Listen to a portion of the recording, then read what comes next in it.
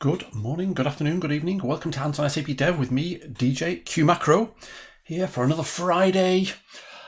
It's the sun's coming out. It was a little bit overcast this morning on my run, but quite cool, quite nice. I like it when it's colder for a run, obviously. Well, not obviously, but anyway, yes. So I've got my coffee ready, and I've also, I said last week that I'm not really allowed any biscuits or butter or cheese. I need to cut down my cholesterol, but I thought I'm going to allow myself a biscuit. I've already had half of it, the Stormtrooper waffle, the biscuit of choice for hands-on SAP Dev, as many of you know. So I've got my biscuit coffee, and welcome to everybody. So Akshaya, welcome, and Pierre Dominique, welcome. Bienvenue, as they say in Lyon, I think. And Mandal, good morning, Mandal. Good morning to you. Thank you all so much for joining. I'm looking forward to continuing with you to dig into this really fascinating topic, SAP Graph. And I'm also enjoying learning it together with you. So there we go. Pavan, very good morning to you, Pavan, too. A very good day to you. And Helmut, moin to Hanover. Lovely, lovely. I quite like the way that some people, and it's, everybody has their own choice. Some people always greet the same way. I really like it. Christian, guten Morgen. Oh, Christian, I have an answer to your question, actually. Remind me in a minute to talk about the existing ODM thing, right? I think you asked the question, didn't you, Christian, on Twitter about something, and I did, like I said I would, I did speak to some of the big brains earlier this week and asked them, so I've got an explanation, which makes sense to me as well, which is great. Before we start, let me kick over to. There's a couple of things I wanted to share. The latest SAP developer news is out, and also there's a blog post from Brian Bernard I wanted to share. Let me just switch to here. The latest SAP developer news is there. We go. There it is. Let me just share that. Let's kill those little fishes. Let me share that in the chat. So we got developer news talking about ABAP. So actually, as you probably have heard, let me go to the main channel page, which is where I was just a few seconds ago, and I wanted to show you this. We have an upcoming live stream next week, a sort of a special live stream, basically because you folks asked for it. So that's really good. So I love the fact that you asked for it. I think a number of you were sort of keen on seeing this. So what we're going to be doing next Thursday afternoon is talk about ABAP. Have a really relaxed chat with a couple of the luminaries, Boris and Carl, who you may or may not know. Whether you know about ABAP or not, I'm an ABAP dinosaur. I haven't done ABAP for a while, but I've written ABAP for many, many years, starting in the 80s. So I'm super excited about this. We've also got, of course, the superheroes Rich and Tom. All I'm going to do really is sort of introduce it and then, keep my mouth shut and let these experts talk. And it's a live stream, so the whole idea is that you join, you chat with us, I'll try and moderate and relay questions from you to the panel. So yeah, it should be a lot of fun. So stick your reminder on for that, and if you haven't already subscribed to the SAP Developers YouTube channel, please do. Where I think are about around 8,850. No, not 8,000. What am I talking about? I can't remember. Anyway, we're not short of our next goal. So subscribe anyway. So you will remind me. Thanks, Christian. And what is that? I also want a terminal aquarium. This is actually something. Okay, so there's a live streamer there's a number of live streamers that I watch and enjoy watching and interacting with. One of whom is somebody called Rob, RWX Rob, and I got this idea. He does this on his live stream. It's an aquarium. It's an ASCII aquarium, but I run it as a Docker container. In fact, I run it on a Docker machine, not this machine, but I run it on Docker machine Timo over there, which is, I'm pointing that way because that's basically, the way out of this room to the hallway, and under the stairs I've got my Synology NAS, and I've also got a little Linux box Timo, and that's where I've got my Docker context pointing to right now, and that's where I run it. So Docker run, and there it is. Quite nice, isn't it? Yeah, I quite like it. There. Anyway, so that's that. A little bit of fun. So yeah, we've got the ABAP live stream developer discussion. It's going to be a panel. It's not a hands-on SAP dev thing because it's just people talking, but I think it's going to be really, really, really useful and interesting. So that's that. What else was I going to share? Oh yeah, so I was looking at Brian Bernard's blog post from right at the start of this month. As you know, I'm sure you all know, we've got the SAP samples organization on GitHub, github.com, SAP samples. That's where, for example, our developer keynote repository is, and the Devtoberfest repository, and all sorts of different things. And Brian and I do an SAP samples spotlight little thing here. In fact, we just recorded another one yesterday afternoon with the wonderful Archana Shukla on workflow, and there's a workflow samples repository that we're looking at, and that's going to be published either today or Monday. SAP Samples Spotlight, episode 5, in fact, because that was 4 with Cristiano Haga. So, and I was looking at this, and there's all sorts of different things. Let me share this with you as well. There we go. And there's all sorts of different things. And I noticed that we're going to be looking through part 2. Let's go part 2. In fact, let's look at the information map. This is where we're going to carry on, right? We looked at this a couple of weeks ago, and then last week we looked at the introduction to SAP Graph. And now we're going to look at hellograph, which is the next tutorial, the next blog post, really, in this series by Chaim Bendelak. And I was looking through the SAP samples org, and I noticed that the code in here, we've got all sorts of Node.js goodness from Chaim and the team. That's in a repo. So instead of sort of copy pasting this code from here, we'll get it from the repo, and we'll do a bit of forking and cloning action as well.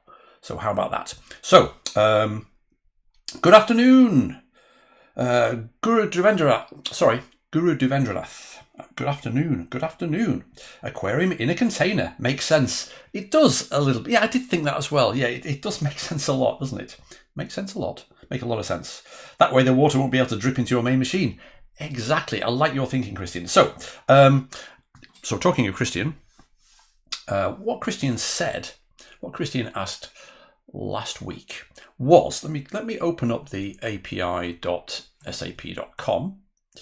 Let me go into the old, the new one will do. That's fine. If we have a look in the API Business Hub, and we have a look at the Explore. Excuse me, sorry. Over here, we've got this ODM Explorer. If I've noticed it, you've noticed it. I'm going to say it anyway. Why is that E lowercase? I don't know. But anyway, ODM Explorer. And Christian was asked, given what we have learned so far together about SAP Graph, in fact, let's go here, right? Let's go back to the information map, which is like the start, and then we go to part 1 with this whole idea of we've got, for example, these different namespaces, let's call them, or domains. Oh yeah, also called namespaces. A little bit bigger. Procurement, we've got sales, we've got product, and we've got business partner, and these things are related. And within these domains, within these namespaces, we have different entities, right? that customer quote is an entity in the SAP ODM sales domain. Christian asked, good morning, Srinivas, and E. Hello, E. Nice short name, E. Hello and welcome. We got these different entities. And Christian, you were asking, these entities don't look very much like the entities, all right, there's business partner, and there's sales, but org unit, finance, business process management, what's going on here? So what's this all about? Okay, well, the key thing to note, and this is what I had a struggle with my brain as well, the phrase one domain model to me means there's only one, right? There's a single domain model. But what I've come to understand is that it's better to think about this concept of one domain model as a unified domain model. There may be multiple unified domain models. So to call it one domain model is a little bit, in my poor small brain, a bit confusing. However, you have different unified domain models for different purposes. And this particular unified domain model, SAP one domain model, is older than the one domain model that we're seeing in here, and serves a different purpose, and also consists of different entities.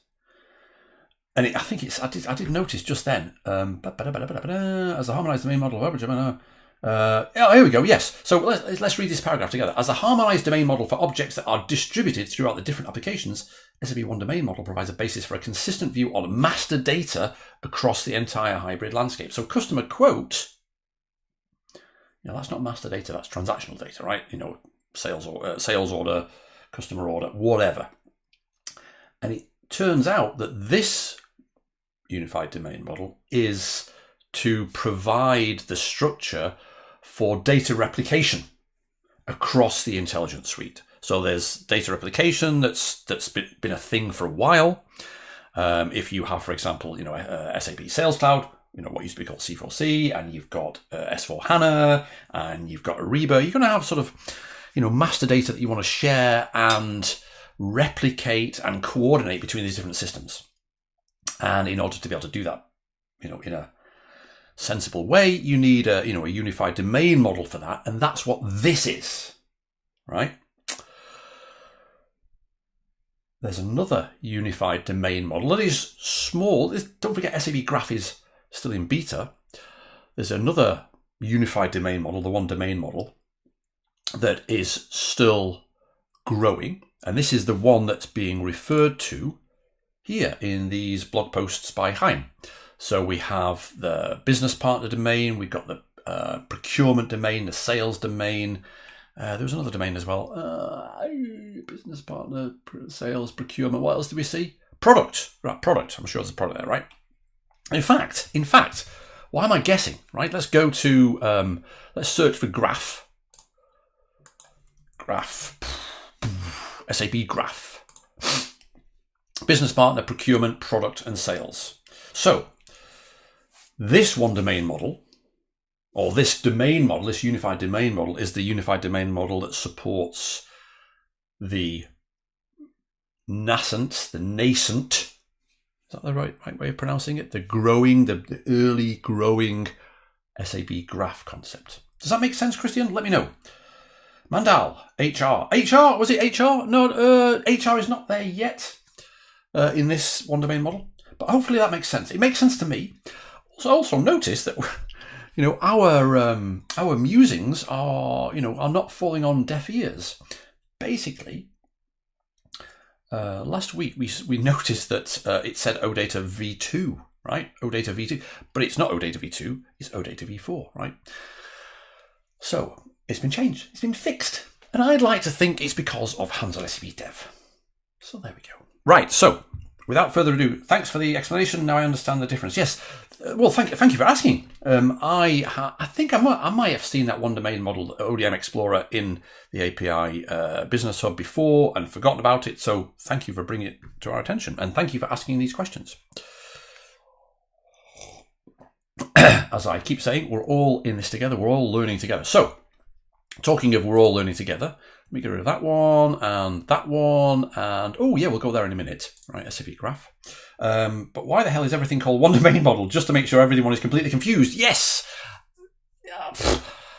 Naming is hard. Naming is one of the two things that are hard in computer science. Naming, cache invalidation, and off by one errors. That's a classic joke, isn't it? But naming is hard. It might have helped to be called a unified domain model, but then we'd still have this sort of idea in my small brain of, well, there's unified as in it's all in one. I don't know. I've no idea what's going on. But you're right. It's a fair point. Anyway, hope that helps. Let's start to dig into where we left off. We'd gone through this part 1, Introduction to SAP Graph. So I'm going to go to part 2. Part 2. Hello Graph, write your first SAP Graph application. So this is going to be hopefully more a bit hacky. I just want to get a feel for calling some of the APIs. We called some of the APIs very briefly last week in the API Business Hub, but I want to call them from some code. Well, let's write some code together. So let's do that. So the idea of somebody's calling me. What's going on? Oh, it's Grandma. I tell you what, I'll just tell her. Hello, Grandma. Hello, I'm just in a call at the moment, so I'll give you a call back in a bit. Is that okay? I'll call you back in about an hour. Oh, hiya. Is everything okay? Oh, I'm going to go pick him up today. Actually, yeah. I'm just in a live stream, so I better go. So I'll just tell her that with you. Thanks a lot. Bye. Sorry, it's my grandma. She's 100, and I need to pick up some tablets for her. That was a carer who just called round. Anyway, sorry about that. I thought, well, Grandma, shall I answer? Yes, you'll understand. Hope you understand. So, Alok, good morning. And is there any difference or similarity between GraphQL and SAP Graph? Mandel, sorry, I should have said hello from you, shouldn't I? Sorry, yes, Mandel. That's a really good question, Alok. In concept, sort of. In realization, no. The concept, what GraphQL tries to address. Oh, by the way, I was shouting on the phone because Grandma's deaf. What GraphQL tries to address is the complexity of multiple APIs that you might want to coalesce into single calls. I want this thing, and these things are related and everything. Okay, so in that context, from a conceptual level, GraphQL is in the same ballpark as SAP Graph. Because SAP Graph is all about coalescing, bringing together to make the developer's life easier. So the developer can sit here above this wonderfully abstracted, normalized layer, a single API, where in fact the resolving of that call might end up calling in and making a call to an S4HANA system and a SAP Sales Cloud system and a SuccessFactors system and whatever. Okay, so both initiatives are related in that way. GraphQL is a protocol. I did talk about this a little bit last week or the week before, and I did slightly allow myself to descend in a little bit of a rant about GraphQL. I'm not a fan of GraphQL because of the way it abuses HTTP.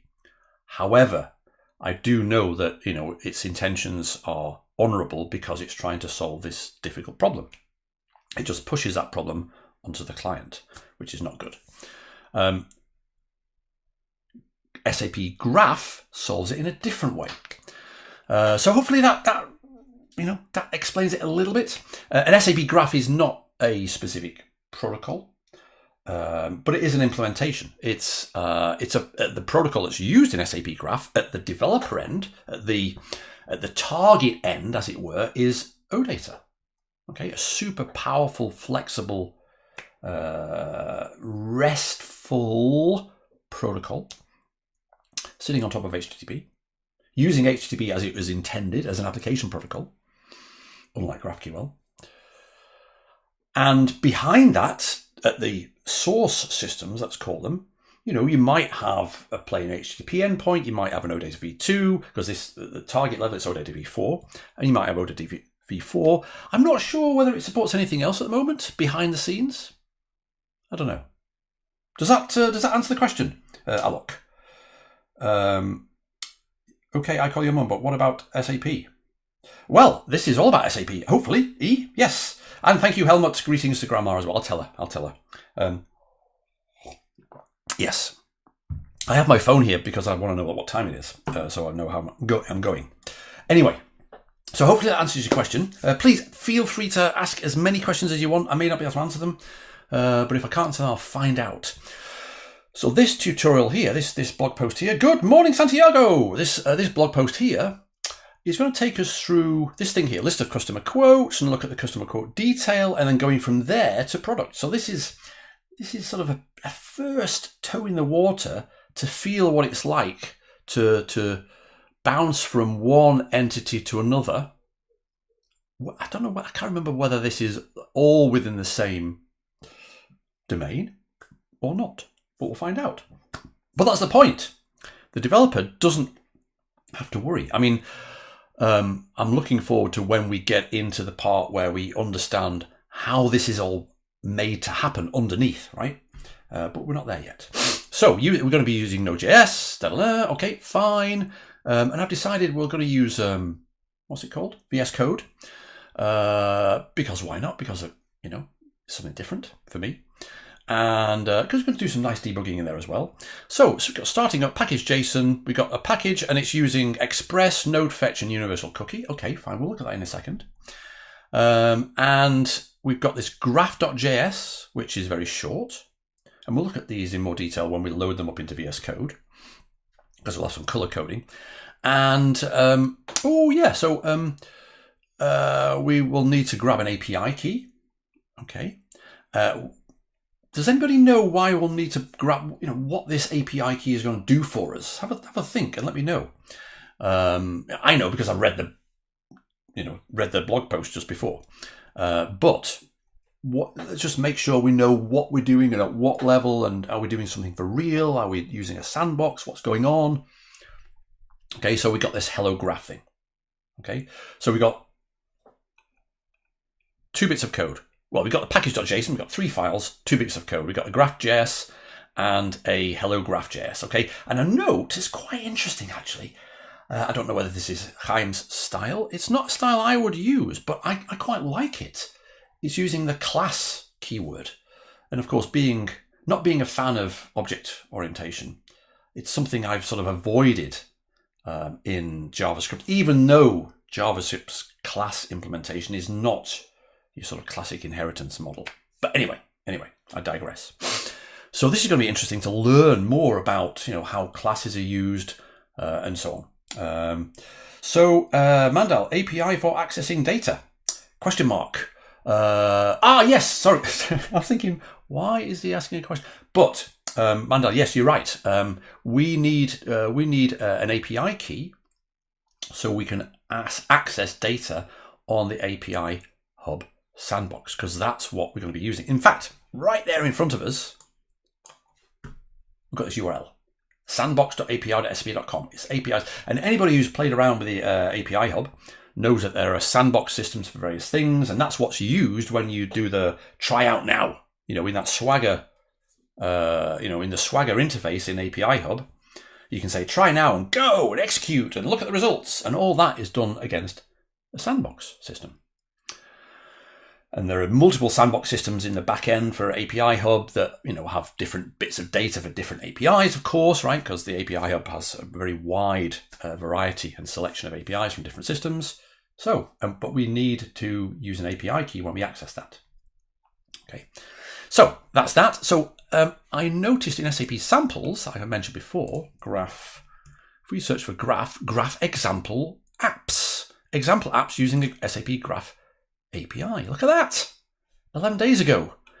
And this looks familiar, hello graph. So why don't we grab this and start messing around with that. Working typeless is okay for small projects. If they grow, you lose control. Helmut, I know you're a fan of TypeScript, which I respect tremendously, and I like TypeScript too. Yeah, I think you're right. Definitely. So, oh look, thanks, DJ. Okay, no worries. Yes, you're welcome. Ask as many questions as you want. This is all about us learning together, right? If I don't know the question, maybe one of you knows the answer to the question. Now, I'd like to use, I think we'll fork this. I don't, rather than just clone it, let's fork it into my space. I could hit the fork button here, right, like that, and fork it into one of my organizations or my user here. But in fact, I'm going to use, is that big enough, by the way? What's in there? We don't need that. I'm going to use project GitHub, github.com, qmacro. The way I organize my clones is that I've got this in the GH thing, by the way. I've got various directories that represent GitHub systems that I connect to, right? And if I go to github.com, and then I've got various organizations that I'm involved with and users. So I've got my qmacro user here. That means that I've got this little script, or this little, if I say type G, you can see it's a function, and it will use, if I can say G teched, if I can type 2020, right, and I hit enter, it'll say, oh yeah, these are the clone repos that you've got with teched 2020 in them, right? So you can go bang and go straight there. It's over the status. So that's what I do, right? So that's there we go. So I'm going to clone the repo, fork the repo, and clone it into here. With one of my favorite recent command line tools, GH, right? So GH repo fork, because that's I think it's a relatively new, what's the word? Facility within GH. With no argument, creates a fork of the current repository, otherwise forks the specified repository. By default, the new fork is set to be your origin. Yes, okay. Clone, I think clone. Okay, so if we say, I don't know, GH repo fork and clone it as well, and we'll SAP samples, what's it called? Graph example apps. Graph example apps. Let's see what happens. Ooh, created fork qmacro graph example apps. That's quite cool. So if I refresh this page now, maybe I'll get a 1 there, because one person, i.e. me, just now has forked it. Check it out. Is that the right size? Make it a bit bigger. 125. There we go. That's quite cool.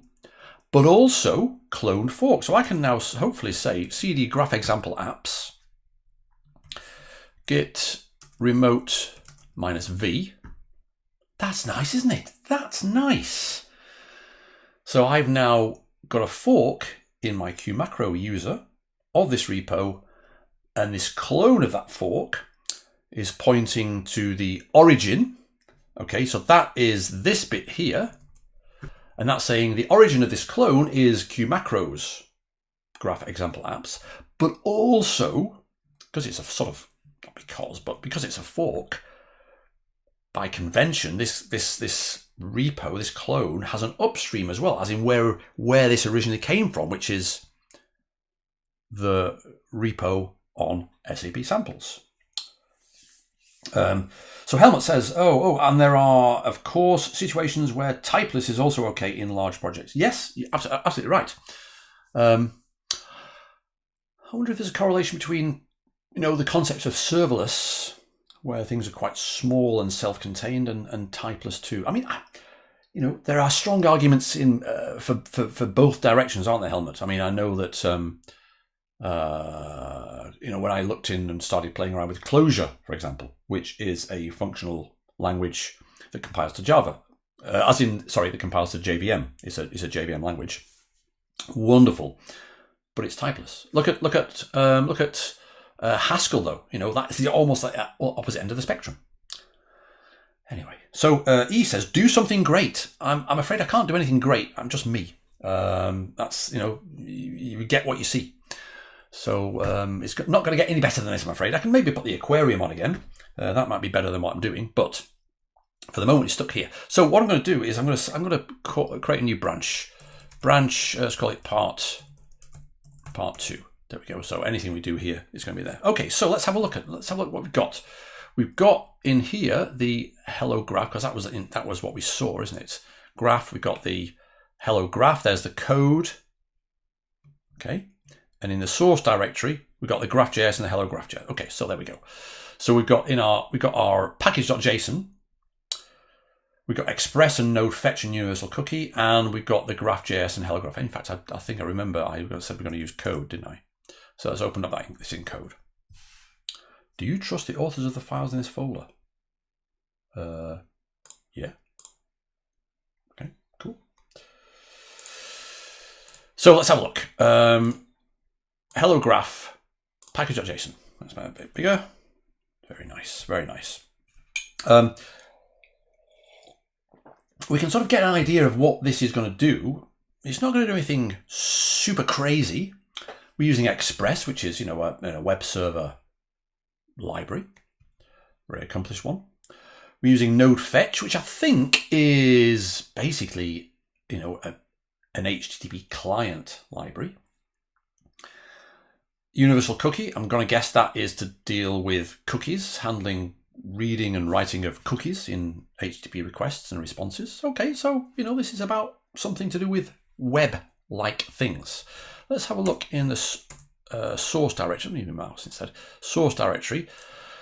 What have we got here? Ah, look, your API key. So that's, who was that? Had the right answer? Was it Mandel? I can't remember. Yes, it was Mandel, wasn't it? That's where we're going to need an API key. Thank you, Helmut. Thank you for the vote of confidence. So this here, let me make this a little bit smaller so we can see all of that code there.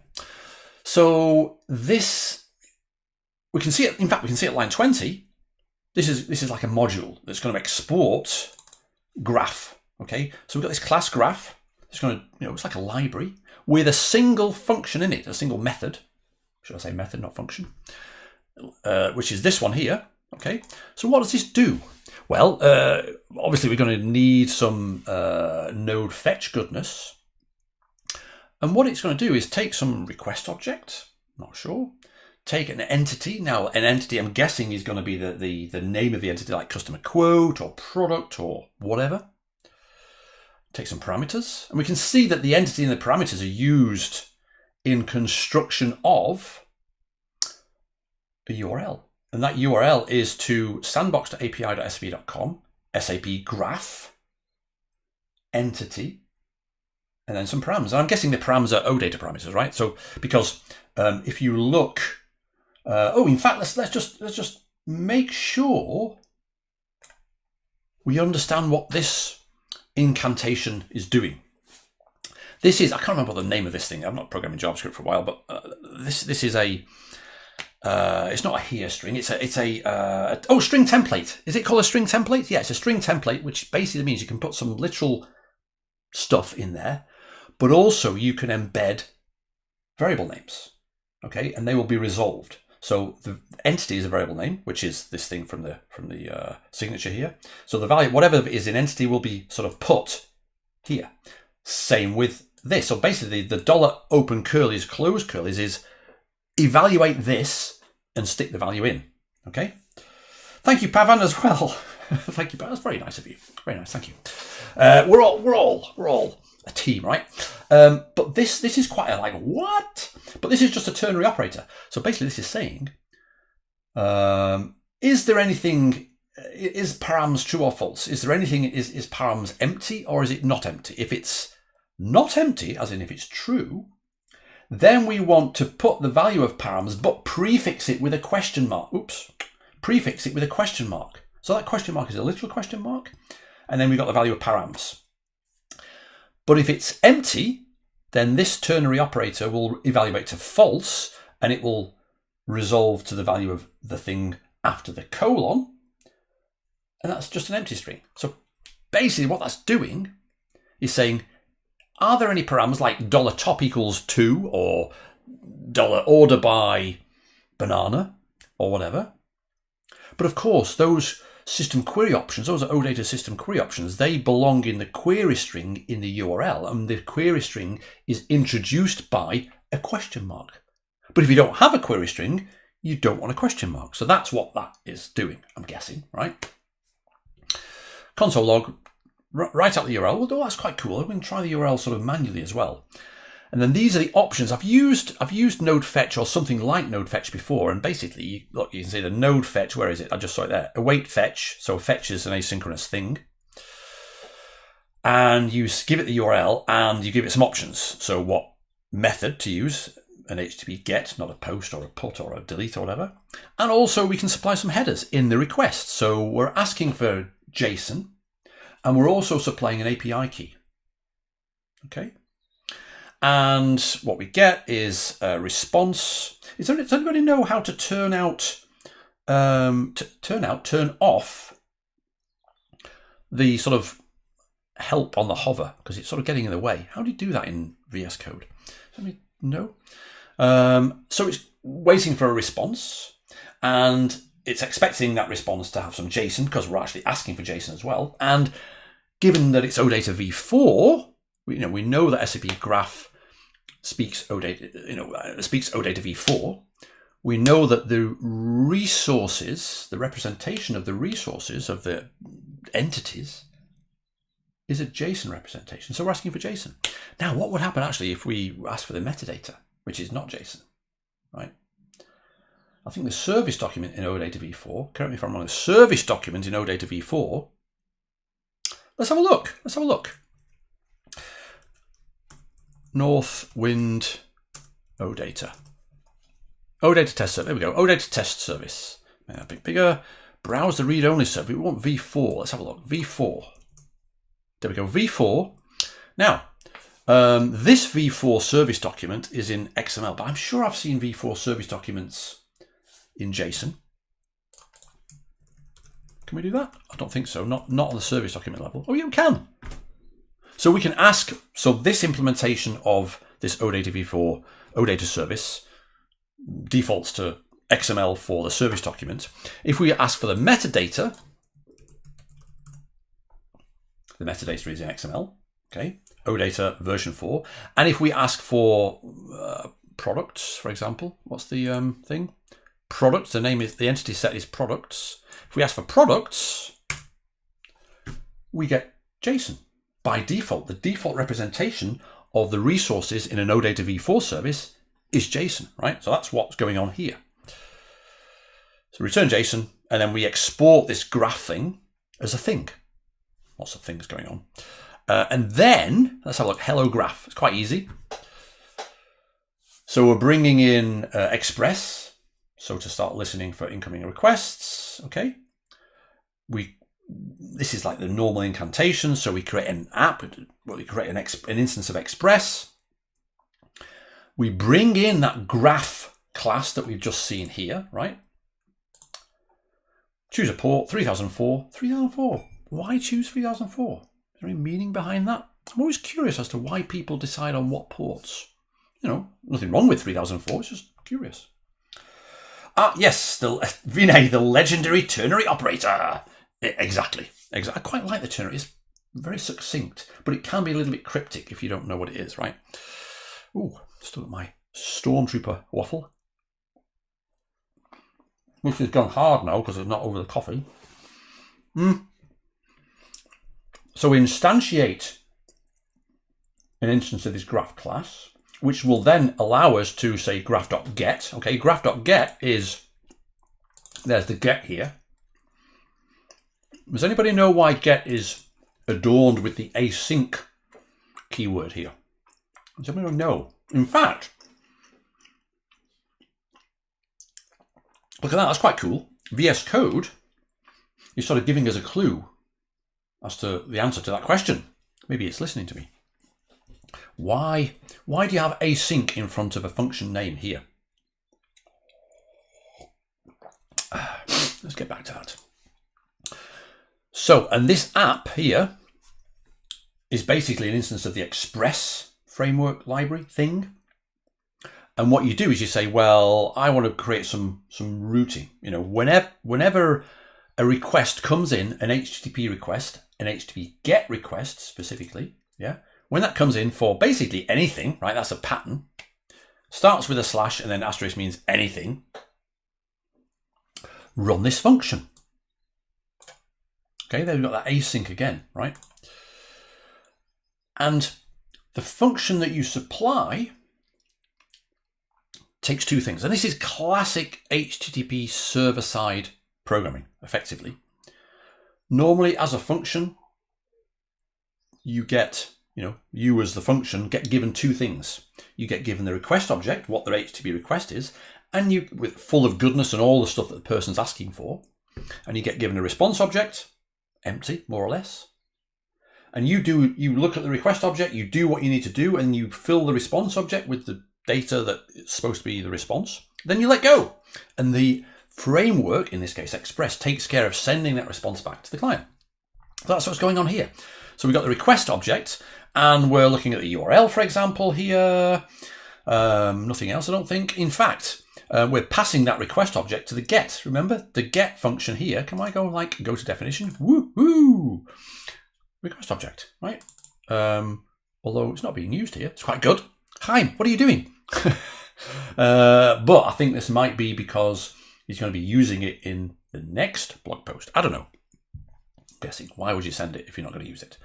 But I think that I'm being stupid. So we're using rec.url, get the URL, right? And then we send a response. We just send some pre-formatted, nice monospaced formatted, because we're sending back HTML. But I think by default the header on the response is HTML. I don't know. From Express. Maybe not, I don't know. And then we stringify, we turn into a string whatever we get from that response, from the call to get. So we've set up now a listener, right, for anything coming in that's /anything, get, right? So now we've set up a listener, we say, go, go, go, go, and start listening. So that's what that does there. Listen on port 3004. So let's try it. Yeah, why not? Let's try it. Let's run it. Should we run debug mode? Well, let's just run it like this anyway. Run debug, create a launch JSON file. Is this right? I don't know. Yeah, that'll do. Seems all right. Yep. I've not used VS Code for a long time. I'm just going to click some buttons until it works. Ooh, what have I not done? Process exited with code 1. Uncaught error, cannot find module. Express, you fool, DJ. Because I haven't. I can't even remember how to open a terminal. How do I open a terminal? Oh, there, terminal. Right, that'll do. Graph example apps. That'll do. Let's go into O2, hellograph. There is the package.json, so npm install. Okay, what basically the error was saying was, I can't find the module Express because I haven't installed it. I haven't done the npm install, which will go and look at the package.json. And I think they had Express, node, fetch, and something to do with cookies, universal cookie, and install them. So now we've got those modules, hopefully. Let's try it again. Launch program. There we go. Okay, explore SAP Graph at HTTP localhost 3004. So we just click it and see what happens. Command click to follow link. Aha! We've seen this before, haven't we? In the TechEd keynote, TechEd 2020 developer keynote. And we used, in fact, let's go here and say, gee, TechEd 2020, have a look at that. I think in as for handbox, we used in our little router thing. Yeah, we used an app router that injected. There we go. There, this is the same sort of thing, right? We used an app router where we specified inside our XS app, not our XS app, inside of our default env, our API key. And that was read in by the wonderful XSEnv package.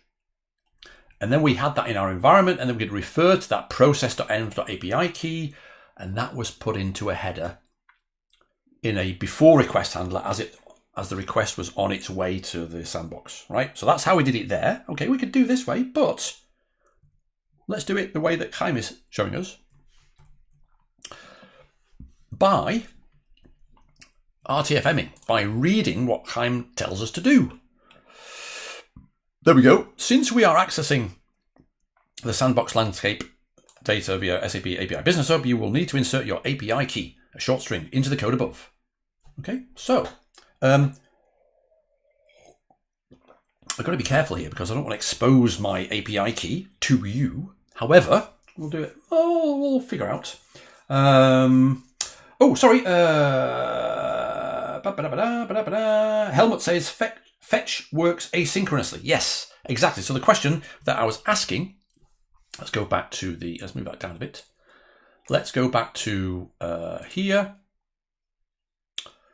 Exactly. So I was asking, why is get adorned with this async annotation keyword? It's because fetch, like many things in Node.js itself, is basically a whole bundle of asynchronous stuff. Everything works asynchronously. But we have this async await pair of keywords. I don't know what the word to use is, which will allow us to sort of deal with that in a more human way for my small brain, which works for me here. So we can say, run fetch, but fetch doesn't respond. It doesn't respond straight away. It responds sort of asynchronously at a later time. So this is a way of saying, well, wait for that thing, wait for it to respond, okay? But if you're going to use await, you have to wrap your function that's using await and say that is asynchronous as well. So you sort of, it's async all the way up, as it were. So Helmut, 10 points. And also Christian, 10 points. Pavan, Pavan, npm packages. I think you were correcting me. Not correcting me. Yeah. In a nice way, in a nicest possible way. You were saying yes. Don't forget, you've not installed your npm packages yet. Thank you very much. Sorry for this question. Are you using Express Framework? Yes, Lewis. Don't apologise for the questions. Any question is good. This thing here from Chaim is using the Express Framework. Exactly. E. Okay. What about more? What about more? E. Tell me more. Asynchronous and single-threaded. Yes, Mandal, well done. Because we all know that. Not everybody knows that, E. Not everybody knows that. Maybe some of us do. Oh, a request to DJ. I'm looking for example demo running on BTP Kima runtime with SAP Graph service provisioned in BTP. Can we do it? We can certainly, as we continue our learning journey, I reckon we could think about deploying something to Kima once we've got enough SAP Graph foo in our heads to do that. So yeah, so Vinay, keep me honest here and remind me in a few weeks' time, and we'll try and do that. E, go faster. No, I won't go faster. Maybe you can watch this on double speed later on if you want to, but I think this is the right speed. If I'm wrong, please everybody else shout as well. But I'm gonna go the same speed until somebody confirms or denies that my thinking that I think we're going at the right speed. So we've got here the API key, but I don't want to put that in there. So what I'm going to do is I'm going to use, let's do this. process.env.api_key. Can we do that? Yep. Oh, actually. Before we do that, let's do that. Okay, here we go. So let me go to the API Business Hub. Let me log in first of all, and I'm just going to grab the API key, and then I'm going to store it.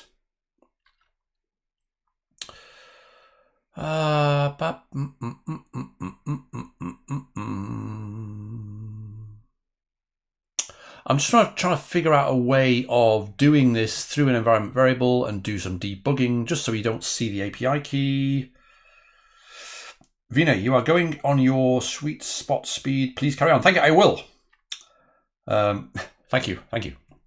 Okay, so okay, let's do that. I'm going to go here. I'm going to remind me to go away from here we go. Hi DJ settings.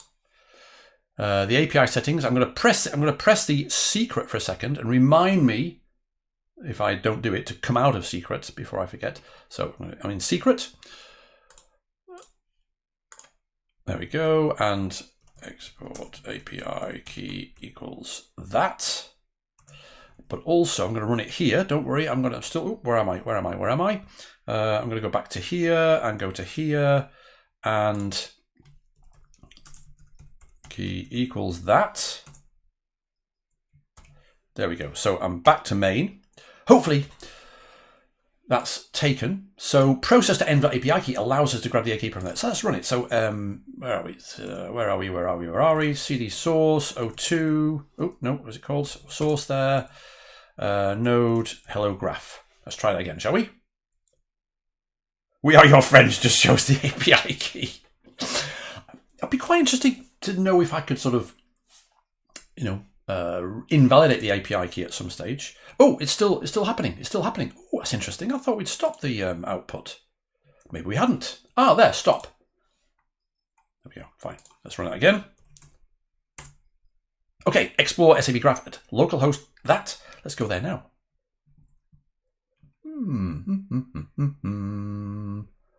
Did that not? Ah, is that because? Okay, what I'm going to do. Unauthorized. I've got the API key in the. Oh, DJ, what's that black dot mean? It means I've not saved it. Let's try that again. There we go. Run that. Now something's happening. What is happening? Oh, that's quite cool. Something's failed. There we go. That's interesting. But I think that not everything. So what's that done equivalently? Look at that there. Invalid JSON response body at blah, blah, blah, blah, blah, SAP graph, because we've asked for the root path. So if we open that right now, what we're asking for effectively is this URL. So let's think about that. Why don't we just take a little bit of a detour, and I'm going to try a little bit of this, which is,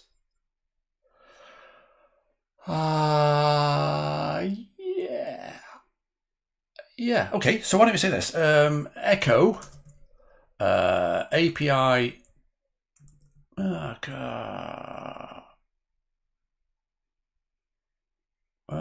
what do I want to do here? Again, I don't want to expose the headers. There is a way, curl h headers file. There is a way. Read headers from file. There we go. Okay, so it's header colon thing. Right, okay, so if I say echo API key, that's the thing. I'll put it in my environment there. In my home headers, let's put it in there, headers. There we go. So I can say now curl h at dot headers sandbox.api.sap. I feel a lot more comfortable doing it on the command line. SAP graph. Let's see what we get.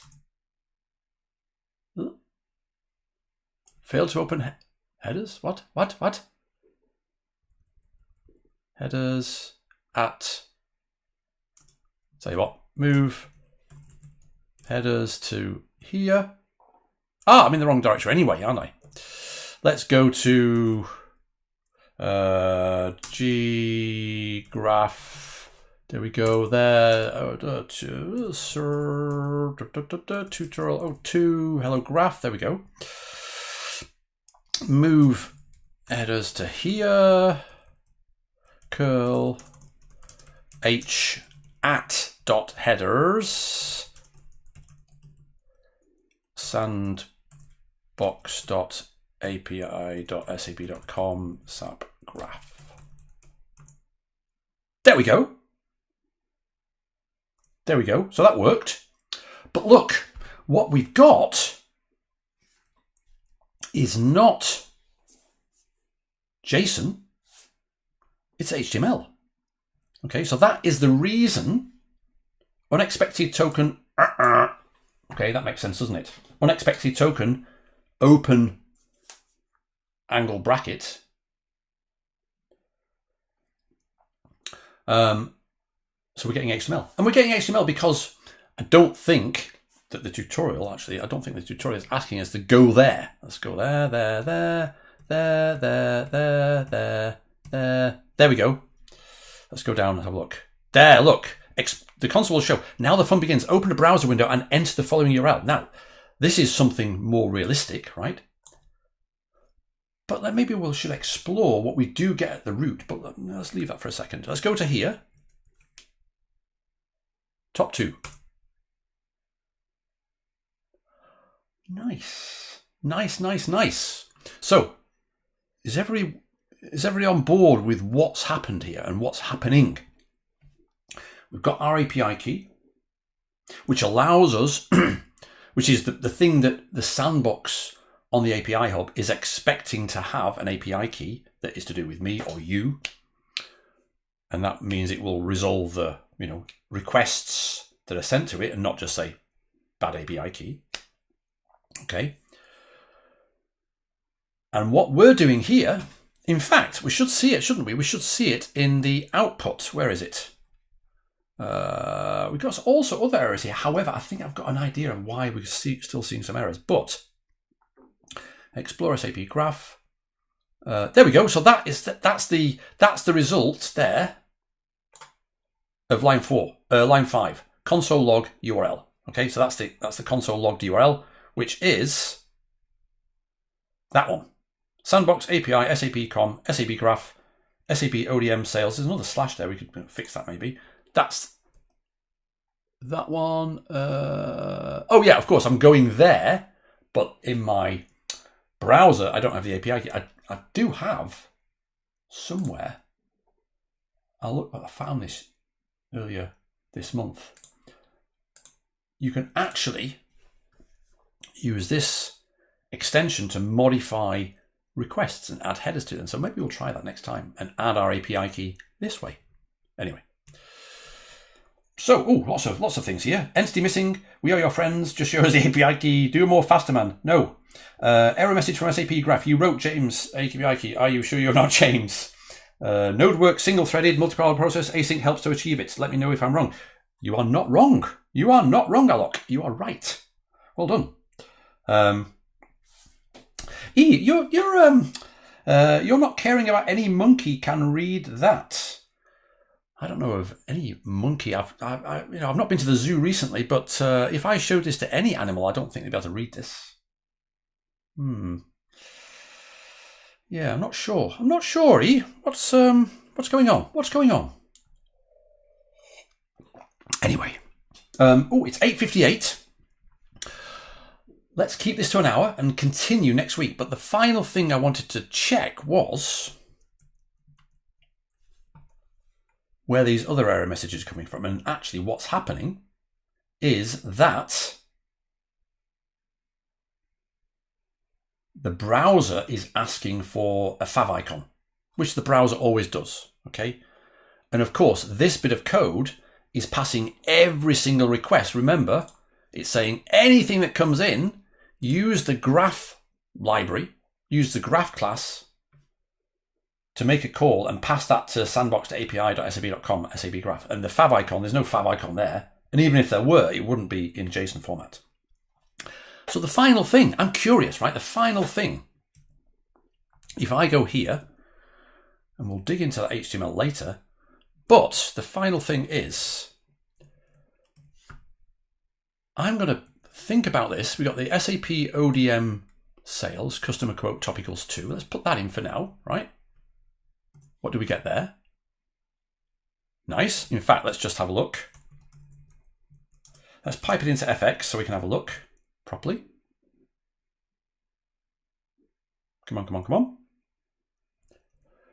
So we get a JSON representation of the resource, of the customer quote resource, which is a list of customer quotes. Ah, okay. Oh, I'm thinking we said top equals 2, but I got them in loads here, but that's because, oops, no, that's because of shell quoting, because it's looking for a variable called $top and not finding it. So it's not actually using the top equals 2 system query option. So let's do that again. We should just get 2. There we go, there's 2. So we can start exploring this way. And the final thing I want to do, maybe, we've got one more minute, right? Let's go here and see, just prove to ourselves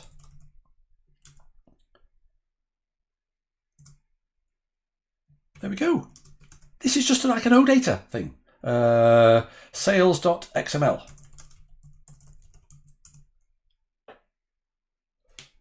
So we can go to the graph endpoint and not only in our exploration have a look at the entities, but of course we can look at the metadata. So let's leave it there. Now we can start to just gently with our fingertips touch what the target, what the OData v4 part of SAP Graph is for us.